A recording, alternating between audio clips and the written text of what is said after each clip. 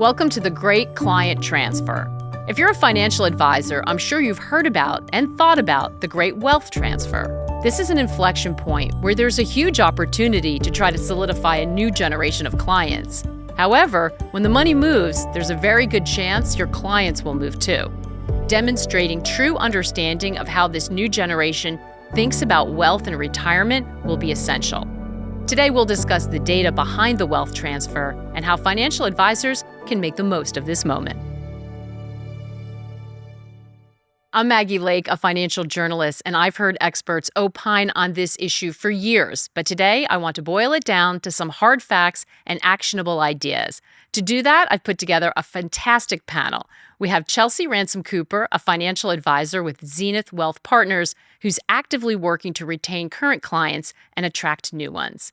Brittney Castro, a financial planner, will offer a behavioral finance perspective for our conversation. She's here to decode the why behind a lot of client actions we've been seeing. And we have David Blanchett, the head of retirement research for Prudential Financial and portfolio manager at PGIM. So welcome, everybody. It's wonderful to have you here in person. Thank you for having us. Yeah, great to be here. This is a really important topic, so I think we're going to have some fun and hopefully give some people some stuff to learn about.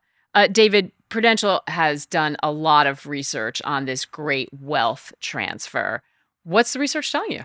I mean, it's a really big number, right? According to a Cerulli report, over $100 trillion that's estimated to be transferred to generations in the next 25 years. So, I mean, we're talking about just this tremendous, opportunity and this risk, because if you look at people when they're asked, like, are you going to stick with your parent's advisor? Only about 19-ish% say they're going to stay with their advisor, going forward. So I think that what this creates is just this question, like, how are you preparing as an advisor to meet this new possible demand? That's a shockingly low number, I think. Low. I was not expecting to hear that. Brittney, you focus on the behavioral part of finance. Why? Why is that number so low? Why do people feel like they have to make a change? Well, I think for so long they feel unheard or unseen by the financial advisor, especially in this scenario where it's the next generation. They probably are looking at that advisor as, like, no offense, but old dinosaur. Like, they're not talking to me in a way that makes sense. They're not, like, relating to me where I'm at with my goals, with my different lifestyle.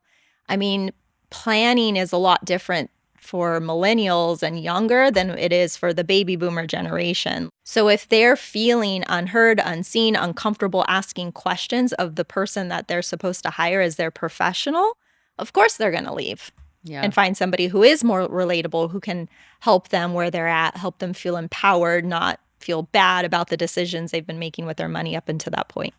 And that I find it surprising because it's a big, important thing. It can be stressful. So you would think continuity would be the easy path, the path of least resistance, but they're blowing it up and saying, I want something different. I want to find a change. Are you seeing that? Absolutely. I'm seeing it with a lot of the clients that are even coming to us right now. So I worked with a family who was going through the similar situation. And as they were planning for their wealth transfer to their children, the children met that advisor. And when they walked out of that meeting, they're like, this is not our guy. This is not our person. It felt like a dinosaur, to Brittney's point. And they wanted somebody that could actually understand where they were coming from based on where they were in their life as millennials.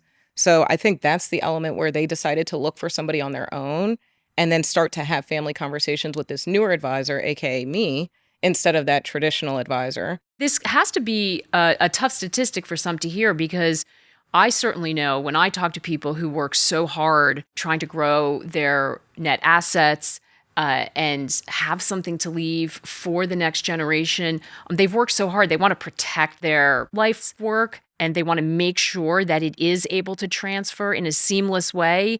But now we hear there's this big disruption. So I think that for better or for worse, a lot of times when we're talking about portfolios and financial advising, we're not focusing on households, we're focusing on individuals. And perceptions of what matters really differ across men and women. I think women are much more interested in things like protection. But if you look at surveys out there, there's these huge gaps that exist in terms of what advisors think they're doing for their clients and what people actually report. According to an Alliance for Lifetime Income PRIP study, 62% of advisors think they're talking about protection with their clients, but only 27% do. And so I think it requires being intentional, understanding like where your strengths and weaknesses are. Because if you don't have a plan to how to engage, the spouse, the next generation, like you're going to be part of that 80%, not the 20%. And I've heard it so many times in my career where women would leave the financial advisor after the husband died or passed away because they didn't feel seen or heard that entire relationship. And so while the advisor thought it was a successful relationship, the client immediately, when she had the chance, she left. Chelsea, this is interesting because you're on the front line on this. Yeah. Is it that the advisors are not talking about it, or that the clients aren't hearing everything they're saying? I think it's a bit of both, because I think as advisors, we're taught a way on how to deliver advice and how to have conversations with individuals to make sure that we're, dotting all our I's and crossing our T's when it comes to retirement planning, estate planning, and protection.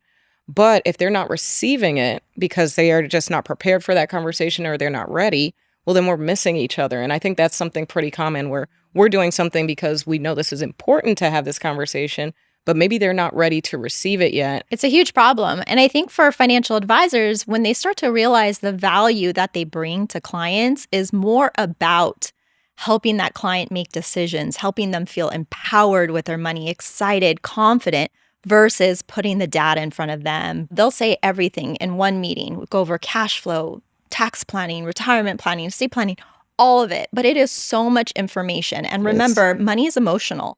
So what I retain in a meeting, even if you told me everything, I'm filtering through my own history, my own emotions, behaviors, mindsets with money. So maybe I walk out of that meeting only hearing 10% of what Chelsea told me.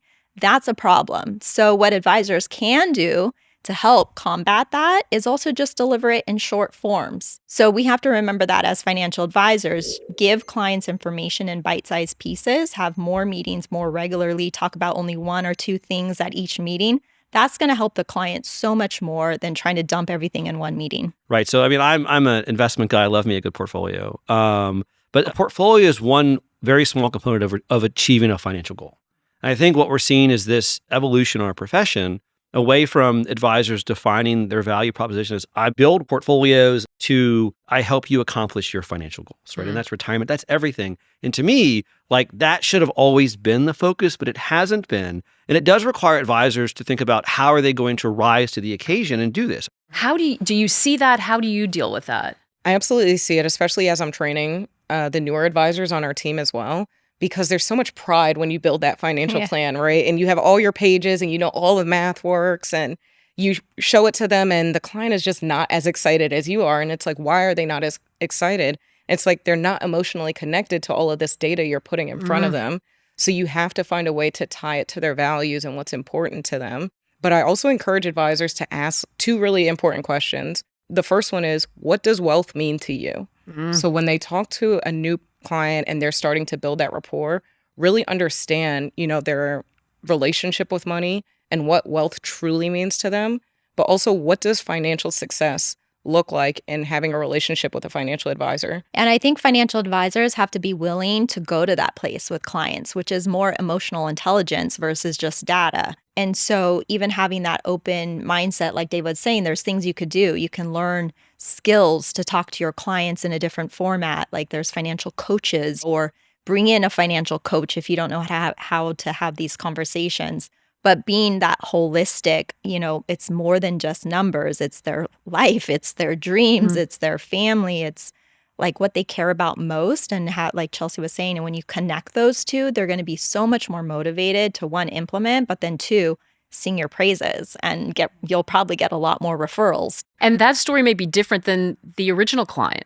We talk about gaps. According to the Alliance for Lifetime Income Peer Report, 70% of advisors say they frequently discuss how their clients are going to spend their time in retirement, but clients report only 29% have those conversations, right? So retirement's about a lot more than money. And I think if you're not talking about like how you're going to fill your time, how you're going to structure what you have to maximize that time, you're not doing the best job you could.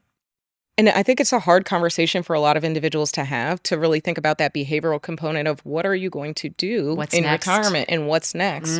And I think sometimes clients are so eager to work towards that goal where they can, get out of that 9 to 5 or quit the corporate rat race, that they're not actually thinking about what are they going to do in that time so they still feel fulfilled in all the other elements of their life.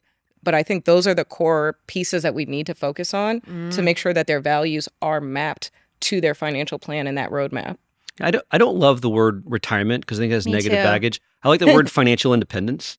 Like think about if you were to be financial independent, like how would you spend your time? Like I like that question more because I just like maybe it's just me, but I have like people golfing or going on. I don't know that like imagine when you don't have to work, what would you do? I think that's a better way to think about the end of life stage versus quote unquote retiring. I think that's also a great point, too, for financial advisors to start to pay attention to the language they're using with clients, because I agree, like the next gen, millennials and below, are not thinking about retirement. We're thinking about, well, let's find something that we enjoy, that we can have financial independence, yes, but even the idea of stopping working seems kind of like very odd. And that's exactly what a lot of my clients talk about because they are first-generation wealth builders. And the term they'll use is a work optional lifestyle, where they're working for their passion because they choose to and not because they feel obligated to. And that's really the number that they're working towards, is where they have that peace and that flexibility in their life. David, the other thing that Prudential's research has touched on is a confidence gap. What do you mean by that? What does that mean? Yeah, I mean, you could call it a gap or a paradox. I mean, there's this people don't always have the best assessment of where they are financially, what they should be doing. There are large gaps in what you'd call like subjective and objective knowledge when it comes to finances. According to Prudential's latest Pulse survey, about 90% of mass affluent Americans think that they're on track to cover their essential expenses in retirement. But only about 40% of people have an advisor, only about a third have a financial plan. So there's kind of this misalignment from where folks think that they're in a really good spot, but the data might suggest otherwise. Brittney, can you help us make sense of that? How can you be confident and have no plan at the same time? Those two things seem like they would be polar opposites. I think a lot of people have this with their money. They might know what to do. They might think they know what to do. They might research everything, what to do, but they don't actually do it. And that is for many reasons. I think money, like I said earlier, is super emotional for people. So there's a lot of concepts, a lot of mindsets, a lot of scripts that we inherit from parents, from family, society, school, and to really get clear that, yes, you can have a crystal clear plan in place, but that doesn't mean you're actually going to implement or behave in that manner with your money. So oftentimes when I work with clients, sometimes they'll come to us because they feel obligated because this is the thing to do. I know I should talk about my finances. I know I should have an advisor. But deep in their soul, they're really not at that place yet where they're ready to do the work or actually engage in like taking care of their finances. And that is okay, that maybe that's not their moment yet.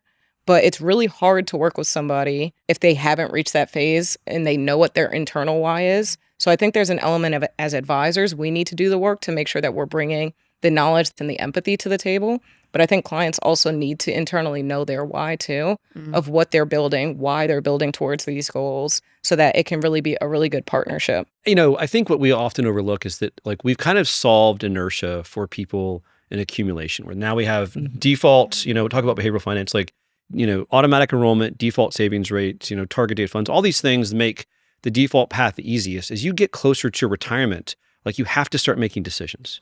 Yes. Right. And so I think like that's where advisors are so valuable, because like you can't not make decisions or you'll make the wrong ones. And so all of a sudden, like this knowledge gap, well, like we're kind of creating an environment where you don't have to be very knowledgeable to build wealth. But then how do you then figure out how to decumulate that? That's an entirely different skill set. I actually was talking to a client recently where they're about 2 years out from retirement.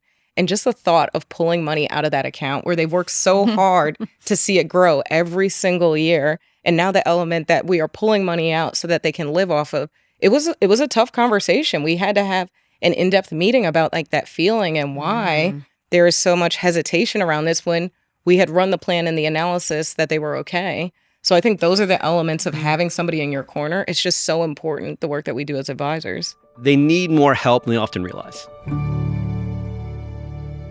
So what should financial advisors be thinking about doing next week? How can they make the change? What do those changes look like? One, have an open mindset. I think learning is something that you have to constantly be willing to do, no matter what age you are. And that's just because of the world we live in with technology, AI, it's constantly changing things. So we all have to have that open beginner's mindset. And for a financial advisor, if they go next week, look at their practice, look at how they're communicating currently with their ideal clientele, maybe start to identify, are there just terminology gaps? Like instead of saying retirement, should we start saying financial independence, in our marketing and in our meetings with clients? So I think these are the elements where if we're missing people consistently, they're looking for somebody that is using the same language that they're using, but understands the trajectory that they're trying to go and can meet them on that path. So you have an audience of financial advisors listening. Some are earlier in their career. Some have a very well-established book of business with well-heeled clients. What should they know? So if you look at surveys of financial advisors in terms of, threats that they perceive or challenges, client acquisition is first, followed by intergenerational transfers. And so they're kind of acutely aware that they need to get more business and they need to retain the business they've got. If you've built a business doing something for a certain subset, I think there's a really good chance that might work for a few more years. But to be long-term durable, you have to be able to meet with the next generation. You got to have different paths to offer services. I think that requires like a team model and just doing more than what we've seen. I think there's been a really exciting evolution of our industry over the last at least 2 decades in terms of being more holistic, more advice. I think that has to continue. And it's easier more now than ever, given the tools we're seeing being created. Yeah, I heard you say yes. Absolutely. Emphatically. Yes. And I think the team-based approach is so crucial because we can't be everything to everyone. And that's naive to assume that. But we want to make sure that we're able to add the right people on our team to make sure that we can connect with different individuals. So I always say, trust is earned. And it's not just your credentials or the performance you're able to get a client, but it's really being there in those moments and having people on your team that can connect with other members of their family or different groups that you just may not be able to connect with. I mean, I think it's important to just acknowledge where you are on that spectrum, right? If you've got a bunch of younger clients, like you should be in attack mode, right? You should build the infrastructure to engage the next generation to get these clients as they gain wealth. If you have an older, larger book of business, how are you actively protecting it? What are you doing to make connections to the spouses, to the next generation, to ensure that, when things happen, you're positioned to actually maintain those assets?